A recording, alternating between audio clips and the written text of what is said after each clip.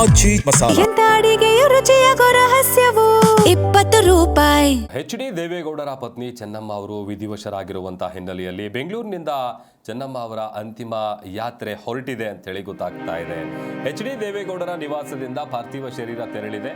ಪದ್ಮನಾಭನಗರ ನಿವಾಸದಲ್ಲಿ ಅಂತಿಮ ದರ್ಶನಕ್ಕೆ ವ್ಯವಸ್ಥೆಯನ್ನು ಮಾಡಲಾಗಿತ್ತು. ಇಷ್ಟೊತ್ತವರೆಗೂ ಕೂಡ ಸಾಕಷ್ಟು ಸಂಖ್ಯೆಯಲ್ಲಿ, ಸಾವಿರಾರು ಸಂಖ್ಯೆಯಲ್ಲಿ ಸಾರ್ವಜನಿಕರು ಬಂದು ಅಂತಿಮ ನಮನವನ್ನು ಸಲ್ಲಿಸಿದ್ರು. ಅವರ ಆತ್ಮಕ್ಕೆ ಶಾಂತಿ ಸಿಗಲಿ ಅಂತೇಳಿ ಪ್ರಾರ್ಥನೆ ಮಾಡಿದ್ರು. ಇದೀಗ ಬೆಂಗಳೂರಿನಿಂದ ಸಾಗ್ತಾ ಇದೆ ಚೆನ್ನಮ್ಮ ಅವರ ಅಂತಿಮ ಯಾತ್ರೆ ಅಂತೇಳಿ ಗೊತ್ತಾಗ್ತಾ ಇದೆ. ಪದ್ಮನಾಭನಗರದ ನಿವಾಸದಿಂದ ಪಾರ್ಥಿವ ಶರೀರವನ್ನು ಹಾಸನಕ್ಕೆ ತೆಗೆದುಕೊಂಡು ಹೋಗಲಾಗ್ತಾ ಇದೆ. ಹೊಳೆನರಸೀಪುರದವರೆಗೆ ಚೆನ್ನಮ್ಮ ಅವರ ಅಂತಿಮ ಯಾತ್ರೆ ಜರುಗುತ್ತೆ. ಅಂತಿಮ ಯಾತ್ರೆಯ ದೃಶ್ಯಗಳನ್ನು ಕೂಡ ನೀವು ಗಮನಿಸ್ತಾ ಇದ್ದೀರಿ. ಪೊಲೀಸರ ಬಿಗಿ ಭದ್ರತೆಯಲ್ಲಿ ಅಂತಿಮ ಯಾತ್ರೆ ನಡೀತಾ ಇರೋದು. ಪದ್ಮನಾಭನಗರದ ನಿವಾಸದಿಂದ ಹಾಸನಕ್ಕೆ ಈಗ ಅವರ ಅಂತಿಮ ಯಾತ್ರೆ ಆರಂಭ ಆಗಿದೆ. ಅಭಿಮಾನಿಗಳು, ಕಾರ್ಯಕರ್ತರು ಎಲ್ಲರೂ ಕೂಡ ಬಂದು ಅಂತಿಮ ದರ್ಶನವನ್ನು ಪಡ್ಕೊಂಡಿದ್ದಾರೆ. ಇದೇ ತೆರೆದ ವಾಹನದಲ್ಲಿ ಅವರ ಪಾರ್ಥಿವ ಶರೀರ ಇರೋದು.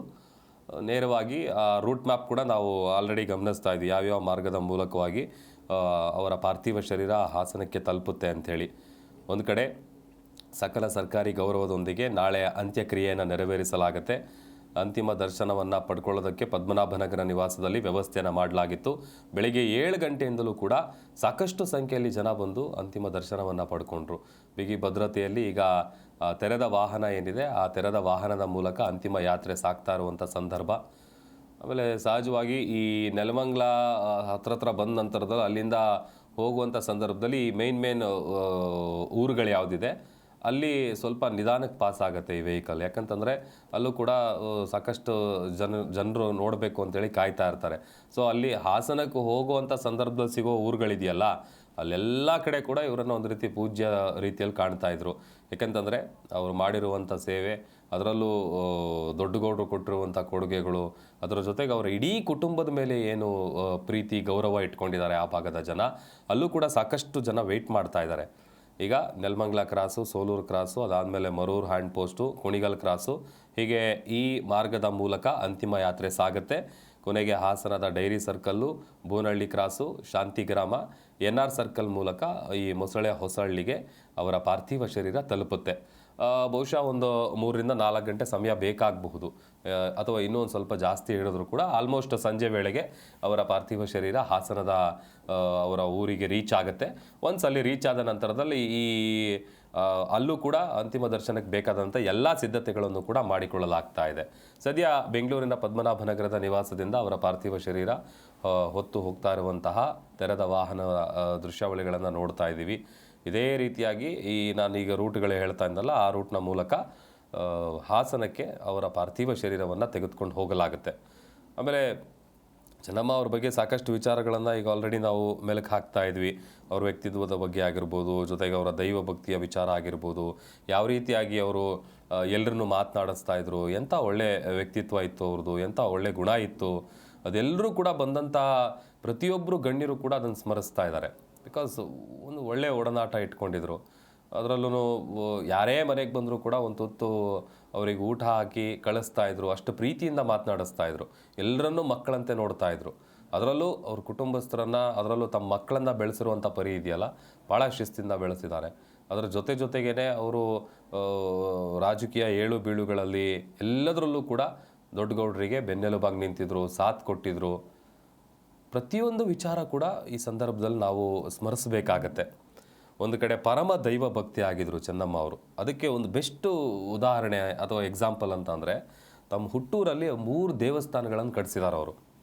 ಆಮೇಲೆ ಬಹಳ ವಿಶೇಷ ಅದು, 5 ಹಳ್ಳಿಗಳ ಈ ಜಾತ್ರೆಗಳೆಲ್ಲ ನಡೆಯುತ್ತೆ ನೋಡಿ. ಅವ್ರ ಊರಲ್ಲೆಲ್ಲ ಜಾತ್ರೆ ಈ ಥರದ್ದೆಲ್ಲ ಇತ್ತು ಅಂತ ಅಂದರೆ ಅದಕ್ಕೆ ಪೂಜೆ ಪುನಸ್ಕಾರ ಮಾಡುವಂಥ ಸಂದರ್ಭದಲ್ಲಿ ಮೊದಲು ಅಲ್ಲಿಗೆ ಇವರೇ ಹೋಗ್ತಾ ಇದ್ದಿದ್ದು. ಈ 5 ಹಳ್ಳಿಗಳ ಒಂದು ಜಾತ್ರೆಯಲ್ಲಿ ಇವರಿಗೆ ಮೊದಲ ಪೂಜೆಯ ಗೌರವ ಇತ್ತು. ಅಂದರೆ ಮೊದಲು ಇವರೇ ಪೂಜೆ ಮಾಡಬೇಕಿತ್ತು. ಅಂದರೆ ಅಷ್ಟರ ಮಟ್ಟಿಗೆ ಅವರು ಕೈಗುಣ ಆಗಿರ್ಬೋದು, ಅಥವಾ ಅವ್ರ ಪೂಜೆ ಪ್ರಾರ್ಥನೆ ಫಲ ಆಗಿರ್ಬೋದು, ಇದೆಲ್ಲದರ ಮೇಲೆ ಕೂಡ ಆ ಭಾಗದ ಜನ ನಂಬಿಕೆ ಇಟ್ಕೊಂಡಿದ್ರು.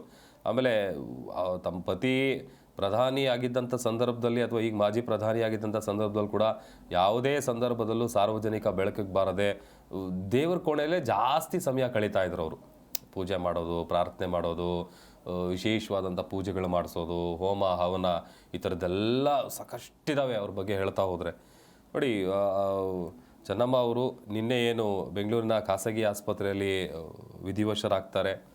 ಅದಾದ ನಂತರದಲ್ಲಿ ಪದ್ಮನಾಭನಗರ ನಿವಾಸಕ್ಕೆ ಅವರ ಪಾರ್ಥಿವ ಶರೀರ ಬಂದಿತ್ತು. ಇವತ್ತು ಬೆಳಗ್ಗೆ 7 ಗಂಟೆಯಿಂದಲೂ ಕೂಡ ಇಲ್ಲಿವರೆಗೂ ಅಂತಿಮ ದರ್ಶನಕ್ಕೆ ವ್ಯವಸ್ಥೆ ಮಾಡಲಾಗಿತ್ತು. ಅಲ್ಲಿಂದ ಈಗ ಹೊರಟಿದೆ, ಅಂತಿಮ ಯಾತ್ರೆ ಶುರುವಾಗಿದೆ. ಆಮೇಲೆ ಆ ಮಾರ್ಗ ಏನಿದೆ, ಅಂತಿಮ ಯಾತ್ರೆ ಸಾಗುವಂಥ ಮಾರ್ಗ, ಆ ಮಾರ್ಗದ ಮೂಲಕವಾಗಿ ಅವರ ಅಂತಿಮ ಯಾತ್ರೆ ಸಾಗ್ತಾ ಇರೋದು. ಬಹುಶಃ ಸಂಜೆ ಹೊತ್ತಿಗೆ ಅಥವಾ 3-4 ಗಂಟೆ ಹೊತ್ತಿಗೆ ಅವರ ಪಾರ್ಥಿವ ಶರೀರ ಹಾಸನಕ್ಕೆ ತಲುಪುತ್ತೆ. ಆಮೇಲೆ ವಿಶೇಷವಾಗಿ ನಾನು ಹೇಳ್ತಾ ಇದ್ನಲ್ಲ ನೋಡಿ, ಪ್ರತಿ ವರ್ಷ ಅವರು ಹುಟ್ಟೂರಲ್ಲಿ ಅಥವಾ ಅವರು ಊರಲ್ಲಿ ನಡೀತಾ ಇದ್ದಂಥ ಜಾತ್ರೆ ಏನಿದೆ, ಆ ಜಾತ್ರೆಯಲ್ಲಿ ಮೊದಲು ಪೂಜೆ ಮಾಡ್ತಾ ಇದ್ದಿದ್ದೇನೆ ಚೆನ್ನಮ್ಮ ಅವರು. ಯಾಕಂತಂದರೆ ಈ ಸುತ್ತ 5 ಹಳ್ಳಿಗಳಲ್ಲಿ ಯಾವುದೇ ಜಾತ್ರೆಗಳಿರಲಿ, ಅಲ್ಲಿ ಫಸ್ಟ್ ಪೂಜೆ ಮಾಡಬೇಕು ಅಂತಂದರೆ ಅಲ್ಲಿ ಮೊದಲಿಗಿರುವಂತ ಅಂದರೆ ಅದು ಚೆನ್ನಮ್ಮ ಅವರು. ಅಪಾರ ದೈವ ಭಕ್ತಿಗೆ ಅದು ಒಂದು ಹಿಡಿದ ಕೈಗನ್ನಡಿ ಅದು. ಅದರಲ್ಲೂ ಅವರು ಹುಟ್ಟೂರು ಇದೆಯಲ್ಲ, ಹಾಸನ ತಾಲೂಕಿನ ಮುತ್ತಿಗೆ ಹಿರೇಹಳ್ಳಿ ಗ್ರಾಮ, ಆ ಗ್ರಾಮನೇ ಸಾಕ್ಷಿ ಎಷ್ಟು ದೈವ ಭಕ್ತಿ ಇತ್ತು ಅವರಿಗೆ ಅಂಥೇಳಿ. ಹುಟ್ಟೂರಿನ ಮೇಲೂ ಕೂಡ ಅವ್ರಿಗೆ ಭಾಳ ಪ್ರೀತಿ, ಅಂದರೆ ಒಂದು ರೀತಿಯಾದಂಥ ಅವಿನಾಭಾವ ಸಂಬಂಧ ಅದು. ಗ್ರಾಮದಲ್ಲಿ ಒಂದು 3 ಭಾಳ ಸುಂದರವಾದಂಥ ದೇವಸ್ಥಾನಗಳನ್ನು ಕಟ್ಟಿಸಿದ್ದಾರೆ ಚೆನ್ನಮ್ಮ ಅವರು. ಅದರಲ್ಲಿ ಭಾಳ ಪ್ರಮುಖವಾದಂಥದ್ದು ಚೆನ್ನಾಂಬಿಕಾ ದೇವಾಲಯ. 5 ಗ್ರಾಮಗಳು ಸೇರಿಕೊಂಡು ವರ್ಷಕ್ಕೊಮ್ಮೆ ಭಾಳ ಸಡಗರದಿಂದ ಮಾಡುವಂಥ ಈ ಜಂಟಿ ಜಾತ್ರಾ ಮಹೋತ್ಸವದಲ್ಲಿ ಚೆನ್ನಮ್ಮ ಅವರೇನೆ ಮೊದಲು ಪೂಜೆ ಮಾಡ್ತಾ ಇದ್ದಿದ್ದು. ಅವರು ದೇವಸ್ಥಾನದ ಒಳಗೆ ಹೋಗಿ ಪ್ರಾರ್ಥನೆ ಸಲ್ಲಿಸಿದಂಥ ಸಂದರ್ಭದಲ್ಲಿ ಯಾರೂ ಕೂಡ ಒಳಗೆ ಹೋಗ್ತಾ ಇರಲಿಲ್ಲ. ಅವ್ರು ಪೂಜೆ ಎಲ್ಲ ಮುಗಿಸ್ಕೊಂಡು ಭಾಳ ಭಕ್ತಿಯಿಂದ ಆಚೆ ಬಂದ ಮೇಲಷ್ಟೇ ಇಡೀ ಗ್ರಾಮಸ್ಥರು ಮತ್ತು ಬೇರೆ ಬೇರೆ ಭಾಗದಿಂದ ಬಂದಂಥ ಭಕ್ತಾದಿಗಳು ಕೂಡ ಪೂಜೆ ಸಲ್ಲಿಸೋದು ಒಂದು ರೀತಿ ಸಂಪ್ರದಾಯ ಮಾಡ್ಕೊಂಬಂದಿದ್ರು. ಅದೇ ವಾಡಿಕೆ. ಪ್ರತಿ ವರ್ಷ ಜಾತ್ರೆ ಆದಂಥ ಸಂದರ್ಭದಲ್ಲಿ ಮೊದಲು ಇವರೇ ಹೋಗಿ ಪೂಜೆ ಮಾಡ್ತಾಯಿದ್ರು. ಆ ಸಂದರ್ಭದಲ್ಲಿ ಯಾರಿಗೂ ಒಳಗಡೆ ಬಿಡ್ತಾ ಇರಲಿಲ್ಲ. ಅವರು ಪೂಜೆ ಎಲ್ಲ ಮಾಡಿ, ಪ್ರಾರ್ಥನೆ ಎಲ್ಲ ಮಾಡಿ, ಅದು ಅರ್ಧ ಗಂಟೆನೋ 1 ಅವರೋ, ಅದಾದ ನಂತರದಲ್ಲಿ ವಾಪಸ್ ಬರ್ತಾರಲ್ಲ ಅದು. ಒಂದು ಕಡೆ ನಾವು ಈಗೇನು ಅಂತಿಮ ಯಾತ್ರೆ ಸಾಗ್ತಾ ಇದೆ ಅದನ್ನು ಗಮನಿಸ್ತಾ ಇದ್ದೀವಿ. ಮತ್ತೊಂದು ಕಡೆ ಹಾಸನದಲ್ಲಿ ನಡೀತಾ ಇರುವಂತಹ ಸಿದ್ಧತೆಗಳ ಬಗ್ಗೆ ಕೂಡ ನಾವು ಗಮನಿಸ್ತಾ ಇದ್ದೀವಿ.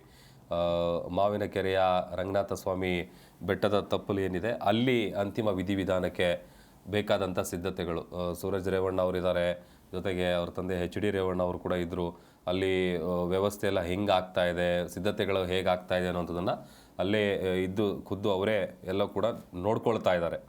ಆಮೇಲೆ ಇನ್ನೊಂದಷ್ಟು ವಿಚಾರಗಳನ್ನ ಹೇಳ್ತಾ ಇದ್ದಲ್ಲ, ಅವರ ಹುಟ್ಟೂರಲ್ಲಿ ಕಟ್ಟಿಸಿರುವಂಥ 3 ದೇವಸ್ಥಾನದಲ್ಲಿ ಒಂದು ಪ್ರಮುಖವಾದಂಥ ದೇವಸ್ಥಾನ ಚೆನ್ನಾಂಬಿಕಾ ದೇವಾಲಯ. ಅದು ಅಲ್ಲಿ ಅವರು ಒಂದು ರೀತಿ ಸಂಪ್ರದಾಯ ಹೆಂಗೆ ಮಾಡ್ಕೊಂಬಂದಿದ್ರು ಅಂತಂದರೆ, ಮೊದಲು ಅವ್ರು ಹೋಗಿ ಪೂಜೆ ಮಾಡಬೇಕು, ಆಮೇಲೆ. ಬಟ್ ಯಾವಾಗ ಅವರು ಅನಾರೋಗ್ಯದಿಂದ ಸ್ವಲ್ಪ ಬಳಲ್ತಾ ಇದ್ರು, ಅದಾದಮೇಲೆ ಒಂದು ಇಲ್ಲಿ VIP ಕೂರ್ಲಿಕ್ಕೆ ಚೇರ್ ಮತ್ತು ಡಯಾಸ್ ಅರೇಂಜ್ ಮಾಡ್ತೀವಿ. ಮತ್ತು ಜನ ನೋಡಲಿಕ್ಕೆ ಅಂತ ಆ ಕಡೆ ಮಾಡಿರ್ತೀವಿ, ಆ ಕಡೆ ಸೈಡಲ್ಲಿ. ಅಲ್ಲಿ ಜನ ನೋಡಿ ಬಂದಮೇಲೆ ಕಡೆ ಮಾಡ್ತಾರೆ. ಈಗ ಸ್ಟೇಜಸಲ್ಲಿ ಈ ಕಡೆ ಸೈಡಲ್ಲಿ ಆಗುತ್ತದು. ಸೊ ಒಂದು 50,000ಕ್ಕೂ ಮೇಲೆ ನಿರೀಕ್ಷೆ ಮಾಡ್ತಾಯಿದ್ದೀವಿ ಜನ. ಅಂತಿಮ ದರ್ಶನಕ್ಕೆ ಇಲ್ಲಿ ವ್ಯವಸ್ಥೆ ಇದೆ ಸರ್. ವ್ಯವಸ್ಥೆ ಇದೆ. ಮತ್ತೆ ಇಲ್ಲಿ ಬೇರೆ ಕಡೆ ಎಲ್ಲಿ ಮಾಡ್ತಾರೆ? ಒಣೇಶ್ವರ ರೇವಣ ಸಾಹೇಬ್ರ ಮನೆ ಹತ್ರ ಮಾಡ್ತಿದ್ದೀವಿ. ಅಲ್ಲಿ ಇವತ್ತು ಸಾಯಂಕಾಲ ಒಂದು 6ರಿಂದ 7 ಗಂಟೆ ಮಧ್ಯದಲ್ಲಿ ಬರ್ಬೋದು. ಅಲ್ಲಿ ಇಟ್ಬಿಟ್ಟು ಜನ ಎಲ್ಲ ನೋಡಿ ಆದಮೇಲೆ ಇಲ್ಲಿ ತರ್ತೀವಿ. ಇಲ್ಲಿ ತಂದು ರಾತ್ರಿಯಲ್ಲಿ ಶಿಫ್ಟ್ ಆಗುತ್ತೆ. ಮತ್ತು ಬೆಳಿಗ್ಗೆ ಇಲ್ಲಿ ಜನಗಳು ನೋಡೋದಕ್ಕೆ ನಾಳೆ ಮಧ್ಯಾಹ್ನ ತನಕ ದರ್ಶನ ಇರ್ತದೆ. ಅದಾದಮೇಲೆ ಎಷ್ಟು ಗಂಟೆಗೆ ಇಲ್ಲ, ಅದು ಇನ್ನೂ ಸರಿಯಾದ ಒಂದು ಟೈಮ್ ನಿಗದಿ ಮಾಡಿಲ್ಲ, ಮಾಡ್ತಾರೆ. ಒಂದು 2ರಿಂದ 4 ಗಂಟೆ ಆಗ್ಬೋದು. ಏನಿದ್ರು ಒಂದು 1 ಗಂಟೆ ಮೇಲೆ. ಇಲ್ಲಿ ಏನು ಸಮಾಧಿ ಏನು ಮಾಡೋದು ಪ್ಲ್ಯಾನ್ ಇದೆ? ಹೌದು, ಖಂಡಿತ ಇದೆ. ಎಷ್ಟು ಎಕರೆ ಜಾಗದಲ್ಲಿ ಇದ್ರ ಥರ ಮಾಡಬೇಕು? ಇದು ಒಂದು 16ರಿಂದ 20 ಎಕರೆ ಜಾಗನ ಮಾಡಿ ಅಲ್ಲಿ ಒಂದು ಮ್ಯೂಸಿಯಮ್ಮು, ಮಾನ್ಯುಮೆಂಟ್ ಎಲ್ಲ ಮಾಡಬೇಕು. ದೇವೇಗೌಡರು ಮ್ಯೂಸಿಯಮ್, ಮಾನ್ಯುಮೆಂಟ್ ಎಲ್ಲ ಮಾಡೋ ಒಂದು ಪ್ಲ್ಯಾನ್ ನಕ್ಷೆ ತಯಾರಾಗ್ತಾ ಇದೆ. ಓಕೆ, ಇಲ್ಲೇ ಮಾಡಬೇಕು? ಇಲ್ಲೇ ಚೆನ್ನಮ್ಮ ಸಮಾಧಿಯವರು. ಹೌದು. ನಿಮ್ಮ ಹೆಸರು ಸರ್? ನಾನು ಹೊನ್ನವಳ್ಳಿ ಸತೀಶ್ ಅಂತ, ತಾಲೂಕು JDS ಅಧ್ಯಕ್ಷ, ಅರ್ಕಲಗೂಡು. ಥ್ಯಾಂಕ್ಸ್. ಚೆನ್ನಮ್ಮ ಅವರು ವಿಧಿವಶ ಆಗಿದ್ದಾರೆ. ಅವರ ಅಂತ್ಯ ಸಂಸ್ಕಾರ ನಡೆಯುವಂಥ ಸ್ಥಳದಲ್ಲಿ ನಾವಿದ್ದೀವಿ. ಹರಿದ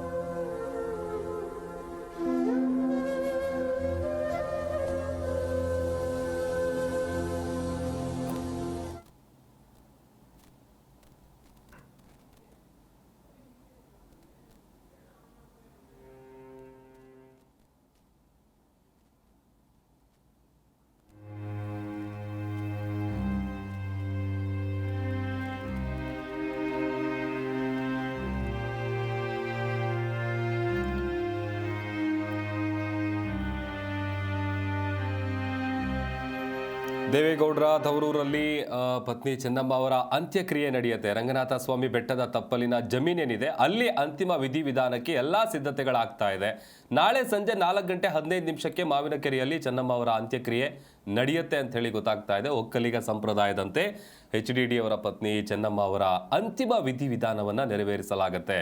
ನಾಳೆ ಹೊಳೆನರಸೀಪುರದಲ್ಲಿ ಅವರ ಅಂತ್ಯಕ್ರಿಯೆಗೆ ಬೇಕಾದಂಥ ಸಿದ್ಧತೆಗಳನ್ನು ಕೂಡ ಮಾಡಿಕೊಳ್ಳಲಾಗ್ತಾ ಇದೆ.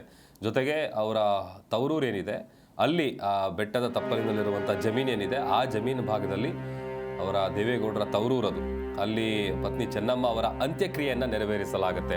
ಅಲ್ಲಿಗೆ ಈಗ ಅವರ ಪಾರ್ಥಿವ ಶರೀರ ಹಾಸನಕ್ಕೆ ರೀಚ್ ಆದ ನಂತರದಲ್ಲಿ ನಾಳೆವರೆಗೂ ಕೂಡ ಅಲ್ಲಿ ಅಂತಿಮ ದರ್ಶನಕ್ಕೆ ವ್ಯವಸ್ಥೆ ಮಾಡಲಾಗುತ್ತೆ. ಅದಾದ ನಂತರದಲ್ಲಿ ರಂಗನಾಥ ಸ್ವಾಮಿ ಬೆಟ್ಟದ ತಪ್ಪಲಿನ ಜಮೀನೇನಿದೆ ಆ ಜಮೀನಿನ ಬಳಿ ಅಂತ್ಯಕ್ರಿಯೆಗೆ ಬೇಕಾದಂಥ ಸಿದ್ಧತೆಗಳು ಈಗ ಆಲ್ರೆಡಿ ಶುರುವಾಗ್ತಾ ಇದೆ. ಇದೇ ಜಮೀನು ನೀವೇನು ನೋಡ್ತಾ ಇದ್ದೀರಿ, ರಂಗನಾಥ ಸ್ವಾಮಿ ಬೆಟ್ಟದ ತಪ್ಪಲಿನ ಭಾಗದಲ್ಲಿರುವಂಥ ಜಮೀನೇನಿದೆ ಆಲ್ರೆಡಿ ಈಗ ಅಲ್ಲೆಲ್ಲ JCBಗಳನ್ನೆಲ್ಲ ಕರೆಸಿ ಅಲ್ಲೇನು ಕ್ಲೀನ್ ಮಾಡಬೇಕು, ಅಲ್ಲೇನು ವ್ಯವಸ್ಥೆ ಮಾಡಬೇಕು, ಯಾಕಂದರೆ ಸಾಕಷ್ಟು ಸಂಖ್ಯೆಯಲ್ಲಿ ಜನ ಬಂದೇ ಬರ್ತಾರೆ. ಸೊ ಹಾಗಾಗಿ ಖುದ್ದು ಸೂರಜ್ ರೇವಣ್ಣ ಅವರು ಅಲ್ಲೇ ಇದ್ದಾರೆ, HD ರೇವಣ್ಣ ಅವರು ಅಲ್ಲೇ ಇದ್ದಾರೆ. ಎಲ್ಲರೂ ಕೂಡ ಆಲ್ರೆಡಿ ತೆರಳಿ ಅಲ್ಲಿ ಬೇಕಾದಂಥ ಸಿದ್ಧತೆಗಳೇನು ಬೇಕು ಅದೆಲ್ಲವನ್ನು ಕೂಡ ಮಾಡ್ಕೊಳ್ತಾ ಇದ್ದಾರೆ. ಒಂದು ಕಂಪ್ಲೀಟ್ ಅಲ್ಲಿ ಏನೇನು ಸಿದ್ಧತೆಗಳಾಗಬೇಕು ಅದೆಲ್ಲವನ್ನು ಕೂಡ ಖುದ್ದು ಅವರೇ ಪರಿಶೀಲನೆ ನಡೆಸಿ ಯಾವ ರೀತಿಯಾಗಿ ಆಗಬೇಕು ಅನ್ನುವಂಥ ಸಿದ್ಧತೆಗಳನ್ನು ಕೂಡ ನೋಡ್ಕೊಳ್ತಾ ಇದ್ದಾರೆ. ಜೊತೆಗೆ ಈಗ ಆಲ್ರೆಡಿ ಅಲ್ಲಿಗೆ ಸ್ಥಳದಲ್ಲಿ ಪೊಲೀಸರು ಕೂಡ ಬೀಡು ಬಿಟ್ಟಿದ್ದಾರೆ. ಅಲ್ಲಿ ಭದ್ರತೆಗೆ ಬೇಕಾದಂಥ ವ್ಯವಸ್ಥೆಗಳೇನು ಬೇಕು ಅದನ್ನು ಕೂಡ ಮಾಡ್ಕೊಳ್ತಾ ಇದ್ದಾರೆ. ಅದರ ಜೊತೆಗೆ ಎಲ್ಲ ಕೆಲಸಗಳು ಕೂಡ ಈಗಲಿಂದಲೇ ಆರಂಭ ಆಗಿದೆ. ಇದು ರಂಗನಾಥ ಸ್ವಾಮಿ ಬೆಟ್ಟದ ತಪ್ಪಲಿನ ಜಮೀನೇನಿದೆ ಅದರ ದೃಶ್ಯಾವಳಿಗಳು, ಅಲ್ಲಿರುವಂಥ ಮರಗಳನ್ನೆಲ್ಲ ತೆರವುಗೊಳಿಸ್ತಾ ಇದ್ದಾರೆ ನೋಡಿ. ಆ ಜಮೀನೇನಿದೆ ಈಗ ಅಲ್ಲಿ ಬರುವಂಥ ಜನರಿಗೆ ಅಲ್ಲಿ ಅಂತಿಮ ದರ್ಶನಕ್ಕೆ ವ್ಯವಸ್ಥೆ ಮಾಡಿ ಅದಾದ ನಂತರದಲ್ಲಿ ಅಂತ್ಯಕ್ರಿಯೆ ನಡೆಯುವಂಥ ಸಂದರ್ಭದಲ್ಲಿ ಜನ ಏನು ಸೇರ್ತಾರಲ್ಲ ಅದಕ್ಕೆ ಬೇಕಾದಂಥ ಸಿದ್ಧತೆಗಳು ಕೂಡ ಆಗ್ತಾ ಇದೆ. ಮತ್ತೊಂದು ಕಡೆ ಈಗ ಪದ್ಮನಾಭನಗರದ ನಿವಾಸದಿಂದ ಅವರ ಪಾರ್ಥಿವ ಶರೀರ ಹೊತ್ಕೊಂಡು ಹೋಗ್ತಾ ಇರುವಂಥ ತೆರೆದ ವಾಹನ ಏನಿದೆ ಅದರ ಅಂತಿಮ ಯಾತ್ರೆ ಕೂಡ ಶುರುವಾಗಿದೆ, ಆರಂಭ ಆಗಿದೆ. ಆಲ್ರೆಡಿ ಬೆಂಗಳೂರಿನಿಂದ ಹೊರಟಿದೆ. ಬಹುಶಃ ಸಂಜೆ ಒಂದು 4 ಗಂಟೆ ಹೊತ್ತಿಗೆ ಅವರ ಪಾರ್ಥಿವ ಶರೀರ ಅವರ ಹುಟ್ಟೂರಿಗೆ ರೀಚ್ ಆಗುತ್ತೆ. ಸೊ ಒಂದು ಸಲ ರೀಚ್ ಆದ ನಂತರದಲ್ಲಿ ಅಲ್ಲಿ ಅಂತಿಮ ದರ್ಶನಕ್ಕೆ ವ್ಯವಸ್ಥೆ ಮಾಡ್ಕೊಳ್ಳೋದು, ಎರಡೂ ದೃಶ್ಯಗಳನ್ನು ನಾವು ಗಮನಿಸ್ತಾ ಇದ್ದೀವಿ. ಒಂದು ಅವರ ಅಂತಿಮ ಯಾತ್ರೆ ಸಾಗ್ತಾ ಇರುವಂಥ ಸಂದರ್ಭ, ಅದರ ಜೊತೆಗೆ ಹಾಸನದ ಅವರ ತವರೂರಲ್ಲಿ ಏನು ಅಂತಿಮ ವಿಧಿವಿಧಾನಕ್ಕೆ ಬೇಕಾದಂಥ ಸಿದ್ಧತೆಗಳನ್ನು ಮಾಡಿಕೊಳ್ಳುವಂಥ ಕೆಲಸ ಆಗ್ತಾ ಇದೆ. ಆ ಭಾಗದ ಊರಿನ ಜನರೇನಿದ್ದಾರೆ ಎಲ್ಲರೂ ಕೂಡ ಕಾಯ್ತಾ ಇದ್ದಾರೆ ಅವರ ಪಾರ್ಥಿವ ಶರೀರವನ್ನು ಕಣ್ತುಂಬಿಕೊಳ್ಬೇಕು, ಅಂತಿಮ ದರ್ಶನವನ್ನು ಪಡ್ಕೊಳ್ಬೇಕು ಅಂತೇಳಿ. ಯಾಕಂತಂದರೆ ಹೇಳ್ತಾ ಇದ್ದಲ್ಲ, 3 ದೇವಸ್ಥಾನ ಕಟ್ಟಿಸಿದ್ದಾರೆ.